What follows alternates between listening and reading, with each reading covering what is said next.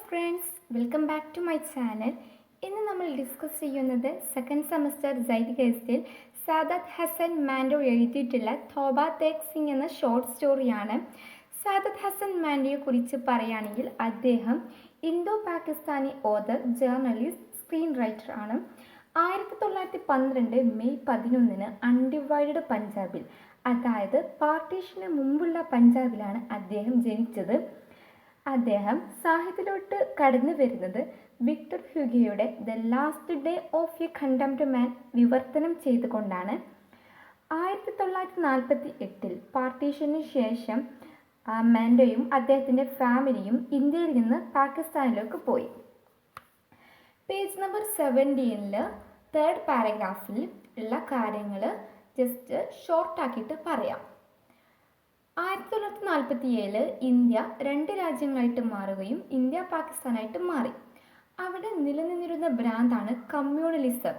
അതിനെ ഒരു സാട്രിക്കൽ രൂപേണ, അതായത് ആക്ഷേപഹാസ്യ രൂപേണ പറഞ്ഞു തന്നുകൊണ്ടുള്ളൊരു സ്റ്റോറിയാണ് തോബ തേഗ് സിംഗ്.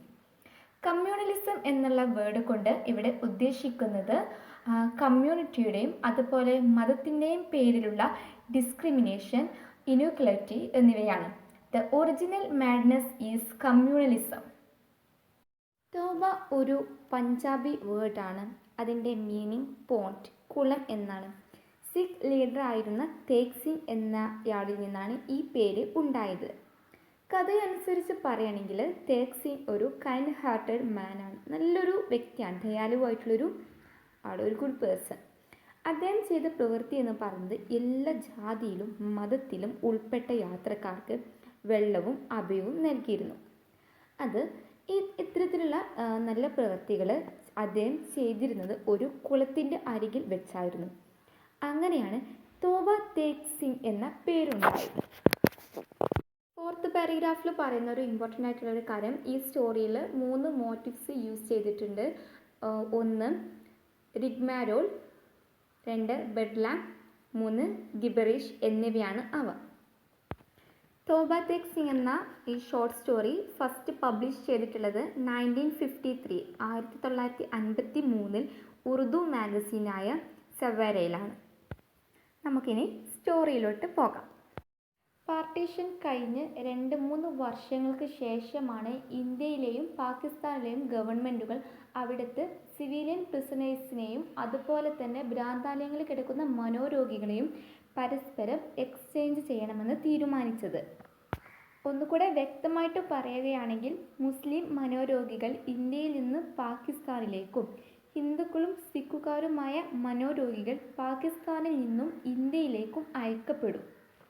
ഒരുപാട് ഉന്നതതല ആൾക്കാരുടെയൊക്കെ കൂടിയാലോചനകൾക്ക് ശേഷം മനോരോഗികളെ പരസ്പരം കൈമാറേണ്ട ഒരു ദിവസം ഫിക്സ് ചെയ്തു. ഒരുപാട് അന്വേഷണങ്ങൾക്ക് ശേഷം ഇന്ത്യയിൽ റിലേറ്റീവ്സ് ഉള്ള മുസ്ലിം മനോരോഗികളെ ഇന്ത്യയിൽ തന്നെ നിർത്തുവാനും അതുപോലെ മറ്റുള്ളവരെ ബോർഡിലേക്ക് അയക്കുവാൻ തീരുമാനിച്ചു.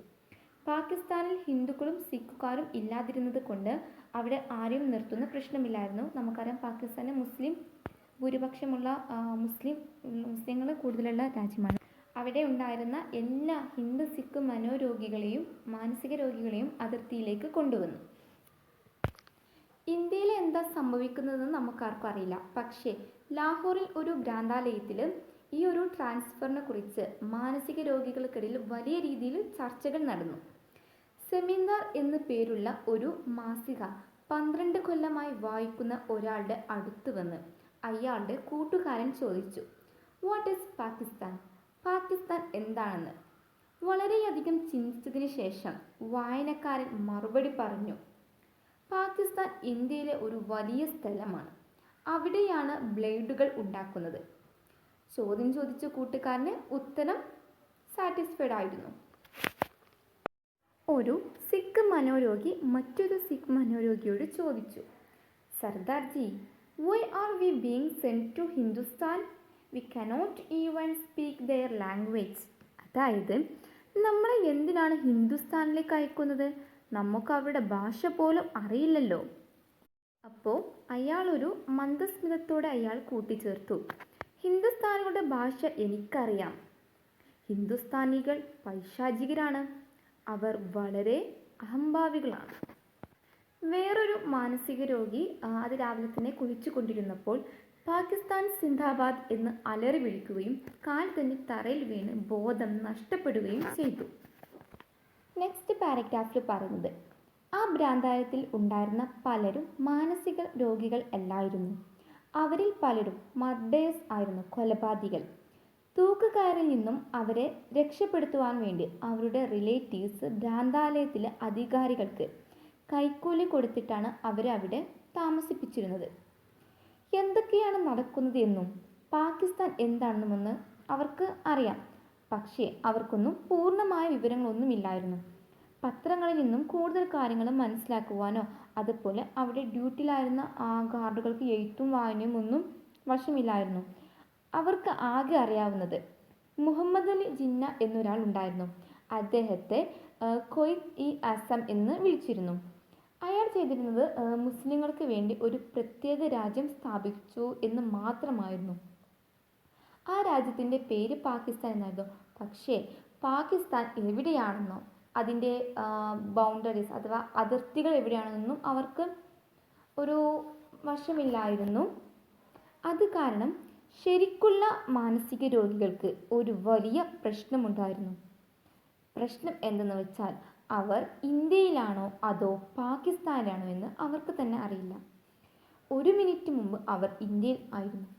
നിന്നിടത്ത് നിന്ന് ഒരിഞ്ച് പോലും നീങ്ങാതെ എങ്ങനെയാണ് അവർ പാകിസ്ഥാനികൾ ആയത് എന്നതിനെ പറ്റി അവർക്ക് യാതൊരു രീതിയിലുള്ള ഊഹവും ഇല്ലായിരുന്നു. Give an account of the lunatic in the asylums. ഭ്രാന്താലയത്തിൽ കഴിയുന്ന മനോരോഗികളെ പറ്റി വിശദീകരിക്കാനുള്ളൊരു ക്വസ്റ്റ്യൻ നമ്മുടെ ഇതിൻ്റെ ചാപ്റ്ററിൻ്റെ ബേക്കിലായിട്ട് കൊടുത്തിട്ടുണ്ട്. വളരെ ഇമ്പോർട്ടൻ്റ് ആയിട്ടുള്ളൊരു ക്വസ്റ്റ്യൻ ആണ്. അതിപ്പോൾ പറയാൻ കാരണം ഇനി നമ്മളിങ്ങനെ ഓരോ സ്റ്റെപ്പായിട്ട് ഇതിലുള്ള ഓരോ മനോരോഗികളെ പറ്റിയും അതിൻ്റെ മീനിങ് പറയാണ്. അപ്പോൾ ജസ്റ്റ് നിങ്ങൾ ആ ഒരു പാരഗ്രാഫ് എത്തുമ്പോൾ അതിൻ്റെ മേലെ ആ വ്യക്തിയുടെ പേരൊന്ന് എഴുതി വെക്കുക, അല്ലെങ്കിൽ ജസ്റ്റ് ഒന്ന് മാർക്ക് ചെയ്യുക. ഓക്കെ. ഒരു മനോരോഗിക്ക് ഹിന്ദുസ്ഥാൻ പാകിസ്ഥാൻ പ്രശ്നം കൂടുതൽ വിഷമങ്ങളുണ്ടാക്കി. ഒരു ദിവസം അയാൾ തറക്കൊന്ന് ക്ലീൻ ചെയ്ത് കൊണ്ടിരിക്കുകയായിരുന്നു. പെട്ടെന്ന് തന്നെ അയാളുടെ ജോലി നിർത്തുകയും ഒരു മരത്തിലേക്ക് ഓടിക്കയറി അവിടെ നിന്ന് 2 മണിക്കൂറും പാകിസ്ഥാൻ ഹിന്ദുസ്ഥാൻ പ്രശ്നത്തെപ്പറ്റി പ്രസംഗിക്കുകയും ചെയ്തു. ഗാർഡുകൾ വന്ന് താഴെ ഇറങ്ങാൻ പറഞ്ഞപ്പോൾ അയാൾ പറഞ്ഞു, I want to live neither in Pakistan nor in Hindustan. I will live on this tree. അയാൾ പറയാണ് അയാൾക്ക് ഇന്ത്യയിലും പാകിസ്ഥാനിലും ജീവിക്കേണ്ട, അയാൾക്ക് ആ മരത്തിൻ്റെ മുകളിൽ ജീവിച്ചാൽ മതിയെന്ന്. പിന്നെ അയാളുടെ സങ്കടമൊക്കെ ഒന്ന് തീർന്ന് അയാൾ കുറച്ച് കൂളായതിന് ശേഷം അയാൾ ഇറങ്ങി വന്നതിന് ശേഷം തൻ്റെ ഹിന്ദുക്കളും സിഖുകാരുമായ കൂട്ടുകാരെ കെട്ടിപ്പിടിച്ച് കരഞ്ഞു. കാരണം അവർ വേഗം തന്നെ അവർ ഇന്ത്യയിലേക്ക് തിരിച്ചു പോവുകയാണ്. അതുകൊണ്ട് തന്നെ ഈ ഒരു പാരഗ്രാഫിൽ അദ്ദേഹത്തിൻ്റെ നെയിം തന്നിട്ടില്ല. സോ അതുകൊണ്ട് നിങ്ങൾ ചെയ്യുക, ആ പാരഗ്രാഫിന് മുകളിലായിട്ട് ഒന്നുകിൽ എ ട്രീ എന്നോ അല്ലെങ്കിൽ a climbed on to a tree എന്ന് ജസ്റ്റ് ഒന്ന് എഴുതി വെക്കുക. ട്രീ എന്ന് എഴുതി വെച്ചാൽ തന്നെ നമുക്ക് പെട്ടെന്ന് ഈ സ്റ്റോറി ഓർമ്മയുള്ള ഒരാൾക്കാണെങ്കിൽ നമുക്ക് പെട്ടെന്ന് മനസ്സിലാക്കും. ഓക്കെ. ഇനി രണ്ടാമത്തെ ആൾ ഒരു മുസ്ലിം എൻജിനീയർ ആണ്. നോക്കാം. അദ്ദേഹം പലപ്പോഴും സമയം ചെലവഴിച്ചിരുന്നത് ഗാർഡനിലെ ഒരു പ്രത്യേക സ്ഥലത്ത് അങ്ങോട്ടും ഇങ്ങോട്ടും നടന്നാണ്. ഒരു ദിവസം രാവിലെ അയാൾ അയാളുടെ ഡ്രസ്സൊക്കെ റിമൂവ് ചെയ്തിട്ട് നഗ്നമായിട്ട് ഓടാൻ തുടങ്ങി. ആ പാരഗ്രാഫിൻ്റെ മേലെ എ മുസ്ലിം എൻജിനീയർ എന്ന് ജസ്റ്റ് ഒന്ന് എഴുതി വെക്കുക, അല്ലെങ്കിൽ ജസ്റ്റ് മാർക്ക് ചെയ്യാം. ഓക്കെ. നെക്സ്റ്റ് പറയുന്നത് ഒരു മുഹമ്മദ് അലിയെ കുറിച്ചാണ്. നമുക്ക് നോക്കാം. മുഹമ്മദ് അലി ഒരു മുസ്ലിം ലീഗ് പ്രവർത്തകനായിരുന്നു. അദ്ദേഹം ചെയ്തിരുന്നത് ഓരോ ദിവസവും 15 പ്രാവശ്യം അയാൾ കുളിക്കുമായിരുന്നു. പെട്ടെന്ന് അയാൾ കുളി നിർത്തി.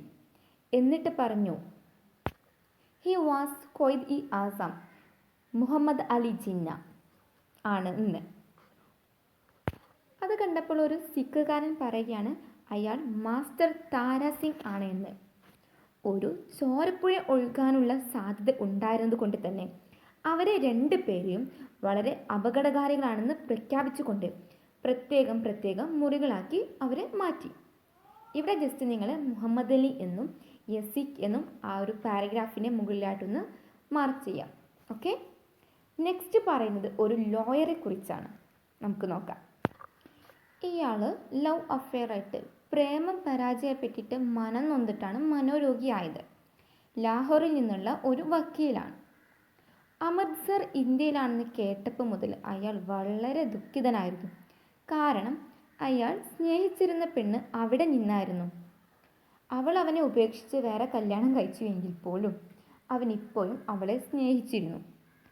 രാജ്യത്തെ വിഭജനത്തിലേക്ക് നയിച്ച ഹിന്ദു മുസ്ലിം ലീഡേഴ്സിനെ മുഴുവൻ അദ്ദേഹം ശപിച്ചു. അവൻ്റെ കാമുകി ഇന്ത്യക്കാരിയും അവനൊരു പാകിസ്ഥാനിയും ആയതുകൊണ്ട്. പലരും അവനെ ആശ്വസിപ്പിക്കാനൊക്കെ ശ്രമിച്ചു, അവനെ ഇന്ത്യയിലേക്ക് വിടുമെന്ന് പറഞ്ഞു. പക്ഷേ അയാൾ ലാഹോർ വിട്ടു പോകാനും തയ്യാറല്ലായിരുന്നു. കാരണം അമൃത്സറിൽ അവൻ്റെ വക്കീൽ പണി ശരിക്ക് വളരുകയില്ല എന്നാണ് അവൻ വിശ്വസിച്ചത്. ഈ പാരഗ്രാഫിന് മുകളിലായിട്ട് എ ലോയർ അല്ലെങ്കിൽ ലവ് അഫെയർ എന്ന് എഴുതി വെക്കുന്നതായിരിക്കും കുറച്ചുകൂടി നമുക്ക് ക്യാച്ച് ചെയ്യാൻ സാധിക്കുക. നെക്സ്റ്റ് പറയാൻ പോകുന്നത് 2 ആംഗ്ലോ ഇന്ത്യൻസിനെ കുറിച്ചാണ്. അവിടുത്തെ ഒരു യൂറോപ്യൻ വാർഡിലുള്ള 2 ആംഗ്ലോ ഇന്ത്യൻസ് ഉണ്ടായിരുന്നു. ഇംഗ്ലീഷുകാർ ഇന്ത്യ വിട്ടുപോയി എന്നറിഞ്ഞപ്പോൾ മുതൽ അവർ വളരെ വിഷമത്തിലായിരുന്നു. കാരണം എന്തെന്ന് വെച്ചാൽ വളരെ രഹസ്യമായിട്ട് പല മീറ്റിങ്ങുകളിലും ഭ്രാന്താലയത്തിൽ അവരുടെ സ്ഥിതിയെപ്പറ്റി അവർ ആകുലരായി. യൂറോപ്യൻ വാർഡ് ഇനിയും ഉണ്ടാകുമോ? അവർക്ക് രാവിലെ പ്രാതൽ ഉണ്ടാകുമോ? ബ്രെഡിന് പകരം അവർക്ക് നശിച്ച ഇന്ത്യൻ ചപ്പാത്തി തിന്നേണ്ടി വരുമോ എന്നൊക്കെയാണ് അവരുടെ ഭയം. കാരണം ബ്രിട്ടൻകാർ അവിടെ ഭരിക്കുന്നത് കൊണ്ട് അവർക്ക് കുറച്ചൊരു പരിഗണന നൽകിയിട്ടുണ്ടാകാം. അതുകൊണ്ടാണ് ഇപ്പോൾ അവരിങ്ങനെ ചിന്തിച്ചത്. ഇവിടെ നിങ്ങൾ ജസ്റ്റ് 2 ആംഗ്ലോ ഇന്ത്യൻസ് എന്ന് മാർക്ക് ചെയ്ത് വെക്കുക അല്ലെങ്കിൽ എഴുതി വെക്കുക ചെയ്യുക. നെക്സ്റ്റ് പറയുന്നത് ഒരു സിഖുകാരനെ കുറിച്ചിട്ടാണ്. ആ സിഖുകാരൻ 15 കൊല്ലമായി ആ ഒരു ഭ്രാന്താലയത്തിലാണ്. അതല്ല പറയുന്നത്, അയാൾ രാത്രിയും പകലും ഉറങ്ങാറില്ല. ഗാർഡ്സ് പറഞ്ഞത് അയാൾ ഒരിക്കൽ പോലും ഉറങ്ങിയിട്ടില്ല എന്നാണ്. അയാൾ കിടക്കുന്നത് പോലും അവർ കണ്ടിട്ടില്ല. ചിലപ്പോൾ അയാൾ മതിലിഴന്ന് ജസ്റ്റ് ക്ഷീണിക്കുമ്പോൾ ചാരി നിൽക്കും. ആ സിഖ് അർത്ഥമില്ലാത്ത ചില വാചകങ്ങൾ ഇടയ്ക്ക് പറയാറുണ്ട്. അയാളുടെ കാലുകൾ അതുപോലെ കണങ്കാലുകളൊക്കെ ഈ ഒരു 15 വർഷമായിട്ട് നിൽക്കില്ല, ആ ഒരു നിൽപ്പ് കാരണം നീര് വന്ന് വീർത്തിരുന്നു. എന്നിട്ടും അയാൾ കിടക്കാൻ തയ്യാറായിരുന്നില്ല. പാർട്ടീഷനെ പറ്റി മറ്റുള്ളവർ പറയുന്നത് അയാൾ ശ്രദ്ധാപൂർവം കേട്ടിരുന്നു. എന്നിട്ട് അവസാനം തൻ്റെ പതിവ് അർത്ഥമില്ലാത്ത വാചകങ്ങൾ പറയും. ആദ്യമൊക്കെ വാചകം അവസാനിച്ചിരുന്നത് ദി പാകിസ്ഥാൻ ഗവൺമെൻറ് എന്നായിരുന്നു. പിന്നീട് അത് മാറി ദി തോബ തേഗ് സിംഗ് ഗവൺമെൻറ് എന്നായി. അയാൾ മറ്റുള്ളവരുടെ തോബ തേഗ് സിംഗ് എവിടെയാണെന്ന് ചോദിക്കാൻ തുടങ്ങി. കാരണം അയാളുടെ ജന്മസ്ഥലം അഥവാ അയാളുടെ നാട് തോബ തേഗ് സിംഗ് ആണ്. പക്ഷേ ആർക്കും തന്നെ അയാൾക്ക് ഉത്തരം കൊടുക്കാൻ കഴിഞ്ഞില്ല. പക്ഷേ ആരെങ്കിലും ശ്രമിച്ചാൽ അത് കൂടുതൽ ആശയക്കുഴപ്പത്തിലേക്ക് നയിക്കുമായിരുന്നു. ഇയാൾ പണ്ട് ഹിന്ദുസ്ഥാനിലായിരുന്നു, ഇപ്പോൾ അത് പാകിസ്ഥാനിലാണ്. ലാഹോർ ഇന്ന് പാകിസ്ഥാനിലാണ്, പക്ഷേ നാളെ അത് എവിടെയായിരിക്കുമെന്ന് ആർക്കെങ്കിലും പറയാൻ പറ്റുമോ?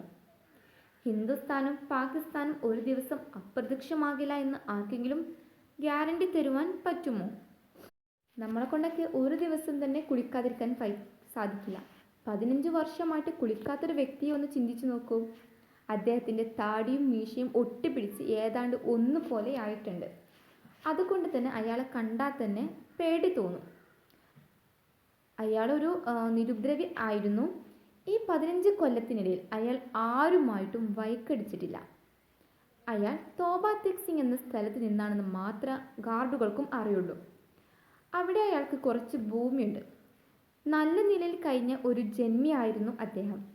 പെട്ടെന്നാണ് അയാളൊരു മാനസിക രോഗിയായത്. അയാളുടെ റിലേറ്റീവ്സ് അയാളെ ഇരുമ്പ് ചെങ്ങലകൾ കൊണ്ട് ബന്ധിച്ചിട്ടാണ് മാനസിക രോഗ കേന്ദ്രത്തിലേക്ക് കൊണ്ടുവന്നത്. മാസത്തിൽ ഒരിക്കൽ അവരുടെ റിലേറ്റീവ്സ് അയാളെ കാണാൻ വരും. അദ്ദേഹത്തിൻ്റെ പേര് ബിഷൻ സിംഗ് എന്നായിരുന്നു.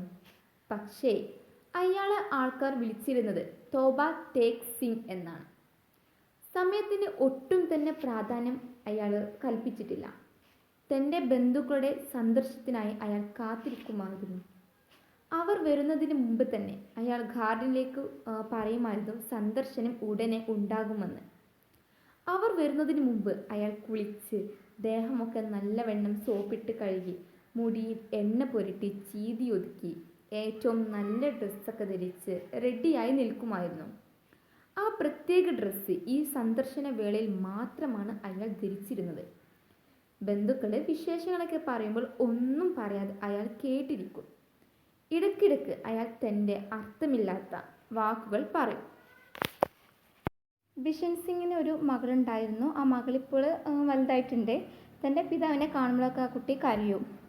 പിന്നെ പാർട്ടീഷന് ഒരു ഭാഗികമായിട്ട് പ്രശ്നങ്ങൾ തുടങ്ങിയപ്പോൾ അയാൾ ചോദിക്കാൻ തുടങ്ങി, തോബ തേഗ് സിംഗ് എവിടെയാണെന്ന്. തൃപ്തികരമായിട്ടുള്ളൊരു മറുപടി അയാൾക്ക് ആരിൽ നിന്നും കണ്ടെത്തിയില്ല. ബന്ധുക്കളുടെ സന്ദർശനവും നിന്നുപോയിരുന്നു. പണ്ടൊക്കെ ഏതോ ഒരു പ്രത്യേക കഴിവിൽ സന്ദർശനം ഇപ്പോൾ ഉണ്ടാകുമെന്ന് അയാൾ പ്രവചിച്ചിരുന്നു. എന്നാൽ ഇപ്പോൾ ആ ആന്തരിക സ്വരവും നിലച്ചു. സന്ദർശകർ വരണമെന്ന് അയാൾക്ക് നല്ല ആശയുണ്ട്. അവർ വരുമ്പോൾ പഴങ്ങളും മധുര പലഹാരങ്ങളും തുണികളും ഒക്കെ കൊണ്ടുവരുമായിരുന്നു. തോബ തേഗ് സിംഗ് ഇന്ത്യയിലാണോ അതോ പാകിസ്ഥാനാണോ എന്ന് അവർക്ക് അറിയാം എന്ന കാര്യത്തിൽ അയാൾക്ക് സംശയമില്ലായിരുന്നു. ആ കേന്ദ്രത്തിൽ വേറൊരു വ്യക്തി ചിന്തിച്ചിരുന്നത് താനാണ് ദൈവമെന്ന്. ബിഷൻ സിംഗ് അയാളോട് ചോദിച്ചു, ദൈവമല്ല, അപ്പോൾ ചോദിച്ചു തോബ തേഗ് സിംഗ് എവിടെയാണെന്ന്. അപ്പോൾ ആ ദൈവമാണെന്ന് പറഞ്ഞ വ്യക്തി ചിരിച്ചുകൊണ്ട് പറഞ്ഞു, അത് ഇന്ത്യയിലാണോ പാകിസ്ഥാനാണോ അല്ല, കാരണം ഇതുവരെ അയാൾ അതിനുള്ള നിർദ്ദേശമൊന്നും കൊടുത്തിട്ടില്ല എന്ന്. ബിഷൻ സിംഗ് അയാളോട് പറഞ്ഞു നിർദ്ദേശങ്ങൾ പെട്ടെന്ന് കൊടുക്കുവാൻ. അപ്പോൾ അയാൾ പറഞ്ഞത് അയാൾക്ക് വളരെയധികം നിർദ്ദേശങ്ങൾ കൊടുക്കാനുള്ളത് കൊണ്ട് അയാൾ വളരെ തിരക്കിലാണ്. ഇത് കേട്ടപ്പോൾ നമ്മുടെ ബിഷൻ സിംഗിന് ദേഷ്യം വന്നു. അയാളുടെ ആ പ്രത്യേക ഭാഷയിൽ അയാൾ എന്തൊക്കെയോ പറഞ്ഞു. ഒരു പക്ഷേ അയാൾ പറഞ്ഞതിൻ്റെ അർത്ഥം ഒരു മുസ്ലിം ദൈവമായിരുന്നതിന് പകരം അയാൾ ഒരു സിഖ് ദൈവമായിരുന്നുവെങ്കിൽ അയാൾ അപ്പോൾ തന്നെ നിർദ്ദേശം കൊടുത്ത് ബിഷൻ സിംഗിനെ സഹായിക്കുമായിരുന്നു എന്നായിരിക്കാം. ബിഷൻ സിംഗിനെ സ്ഥലം മാറ്റുന്നതിന് കുറച്ച് ദിവസം മുമ്പ് അയാളെ കാണാൻ അദ്ദേഹത്തിൻ്റെ ഒരു മുസ്ലിം സുഹൃത്ത് വന്നു. ബിഷൻ സിംഗിന് അത്ര സന്തോഷമൊന്നും തോന്നിയില്ല. അയാൾ വന്നയാളെ കാണാതെ പോകാൻ തുടങ്ങുകയായിരുന്നു. പക്ഷേ ഗാർഡുകൾ അയാളെ തടഞ്ഞുകൊണ്ട് പറഞ്ഞു അയാളെ കാണാനാണ് വന്നിരിക്കുന്നതെന്ന്. അയാളുടെ ഒരു പഴയ സുഹൃത്തായ ഫസൽഡീൻ ആണ് അദ്ദേഹം. ബിഷൻ സിംഗ് സാധാരണ പറയാറുള്ള ആർക്കും മനസ്സിലാകാത്ത വാചകങ്ങൾ ഇങ്ങനെ പറഞ്ഞുകൊണ്ടിരുന്നു. ഫസൽഡീൻ മുന്നോട്ട് വന്ന് തൻ്റെ ഒരു കൈ ബിഷൻ സിംഗിൻ്റെ തോളിൽ വെച്ചിട്ട് പറഞ്ഞു, ബിഷൻ സിംഗിൻ്റെ കുടുംബം ഇന്ത്യയിലേക്ക് പോയി എന്ന്. അയാൾ അവരെ എല്ലാ വിധത്തിലും സഹായിച്ചിരുന്നു. ബിഷൻ സിംഗിൻ്റെ മകളായ രൂപ കൗറും ഇന്ത്യയിലേക്ക് പോയി എന്ന് പറഞ്ഞു. ബിഷൻ സിംഗിനെ ഇടയ്ക്കിടയ്ക്ക് വന്ന് കാണണമെന്ന് തന്നോട് ബിഷൻ സിംഗിൻ്റെ ഫാമിലി പറഞ്ഞേൽപ്പിച്ചിട്ടുണ്ടെന്ന് കൂടി ഫസൽഡീനെ കൂട്ടിച്ചേർത്തു. ബിഷൻ സിംഗിനെ ഉടനെ തന്നെ ഹിന്ദുസ്ഥാനിലേക്ക് വിടുമെന്ന് അയാൾ അറിഞ്ഞു. പിന്നെ ഫസൽഡീനെ ബിഷൻ സിംഗിന് കുറച്ച് മിഠായിക്ക് കൊടുത്തു. അപ്പോൾ ആ മിഠായിൻ്റെ ബാഗ് നേരെ അയാളൊരു ഗാർഡിൻ്റെ കയ്യിൽ വെച്ച് കൊടുത്തിട്ട് എന്നിട്ട് അയാൾ ഫസൽഡീനോട് ചോദിച്ചു, എവിടെയാണ് തോബ തേഗ് സിംഗ്? ഫസൽഡീൻ ചോദിക്കുന്നു, നേരത്തെ അത് എവിടെ ആയിരുന്നു എന്ന്. ബിഷൻ സിംഗ് പിന്നെയും ചോദിച്ചു, അത് പാകിസ്ഥാനിലാണോ ഇന്ത്യയിലാണോ എന്ന്. ഫസൽഡീൻ ആദ്യം പറഞ്ഞു അത് ഇന്ത്യയിലാണെന്ന്, പിന്നെ പറഞ്ഞു അത് പാകിസ്ഥാനാണെന്ന്. അയാളും ആകെ കുഴപ്പത്തിലായി. സത്യത്തിൽ ഫസൽഡീനിനും അറിയില്ലായിരുന്നു തോബ തേഗ് സിംഗ് അത് എവിടെയാണെന്ന്. അപ്പോൾ ബിഷൻ സിംഗ് തന്നെ എന്നും പറയാനുള്ള വാചകം പറഞ്ഞ് അദ്ദേഹം തിരിച്ചുപോയി. ഒരു കൊടും തണുപ്പുള്ള ഒരു ദിവസം ലോറികൾ നിറയെ ഹിന്ദു സിഖ് മനോരോഗികളുമായി അതിർത്തിയിലേക്കുള്ള യാത്ര തുടങ്ങി. പോലീസും ഉന്നത ഉദ്യോഗസ്ഥന്മാരും അവരെ അനുഗമിക്കുന്നുണ്ടായിരുന്നു.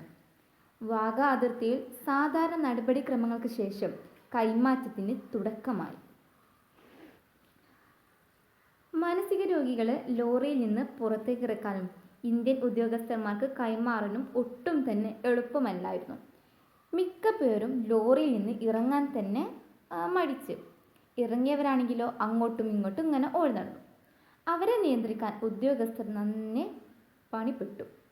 ചിലർ അവരുടെ തുണി പറിച്ചു കളഞ്ഞു, ചിലർ ശപിക്കുകയും പ്രാകുകയും ചെയ്തു, ചിലർ പാട്ടിങ്ങനെ പാടി, ചിലർ തമ്മിലിടിച്ചു, ചിലർ നിലവിളിച്ചു. ആകെ കുഴഞ്ഞ് മറിഞ്ഞ ഒരു അന്തരീക്ഷമായിരുന്നു. സ്ത്രീകളും ഒരു വലിയ പ്രശ്നമായിരുന്നു. കൊടും തണുപ്പിൽ അവരുടെ പല്ലുകൾ കൂട്ടിയിടിച്ചു.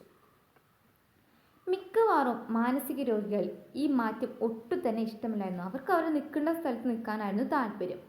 എന്തിനാണെന്ന് ഒരു സ്ഥലത്ത് നിന്ന് പിഴുതെടുത്ത് നിന്ന് അവരെ മറ്റൊരു സ്ഥലത്ത് മാറ്റുന്നതെന്ന് അവർക്ക് തന്നെ മനസ്സിലായില്ല. 1-2 പേര് പാകിസ്ഥാൻ സിന്ദാബാദ് എന്ന് അലറിയപ്പോൾ മറ്റു ചിലർ പാകിസ്ഥാൻ മുർദാബാദ് എന്നലറി. ഇത് ചിലരെ ചൊടിപ്പിച്ചു. പരസ്പരം തല്ലുകൂടുന്നതിൽ നിന്നും അവരെ പിന്തിരിപ്പിക്കാൻ വളരെ പ്രയാസമായിരുന്നു. മാറ്റത്തിനായിട്ട് ബിഷൻ സിംഗിൻ്റെ ഊഴം വന്നപ്പോൾ രജിസ്റ്ററിൽ പേരെഴുതുന്ന ഉദ്യോഗസ്ഥനോട് അയാൾ ചോദിച്ചു, എവിടെയാണ് തോബ തേഗ് സിംഗ്? Where is Toba Tek Singh? ഉദ്യോഗസ്ഥൻ മറുപടി പറഞ്ഞു, പാകിസ്ഥാനിലാണെന്ന്. ഇത് കേട്ടപ്പോൾ ബിഷൻ സിംഗ് മാറ്റത്തിനായി ഊഴം കാത്തു നിൽക്കുന്ന വീണ്ടും തിരിച്ചോടി.